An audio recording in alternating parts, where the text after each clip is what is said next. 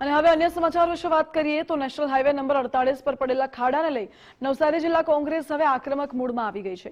સતત બીજા દિવસે પણ કોંગ્રેસ દ્વારા વિરોધ પ્રદર્શન કરવામાં આવ્યું છે। રોડ નહીં તો ટોલ નહીંના નારા સાથે ધારાસભ્ય અનંત પટેલની આગેવાનીમાં કોંગ્રેસ દ્વારા વિરોધ પ્રદર્શન કરવામાં આવ્યું। ટોલનાકા ખાતે વાહનોને અટકાવતા પોલીસ તેમને અટકાવવા જતા પોલીસ સાથે પણ ઘર્ષણ થયું। જ્યાં સુધી ખાડાઓ પૂરવામાં નહીં આવે ત્યાં સુધી ટોલ ટેક્સ લેવામાં ન આવે તેવી કોંગ્રેસની માંગ। नवसारी जिला कांग्रेस समिति द्वारा नेशनल हाईवे 48 जो अत्यंत बिस्मार हालत में है एना पर जे टोल उघरावी रह्या था एनो विरोध करवा माटे आज अमे प्रदर्शन करी रह्या छे। त्यारे अहीं अमारी बे ज मांगणी छे, ज्यां सुधी रस्तो न बने त्यां सुधी टोल लेवानी जरूर नथी।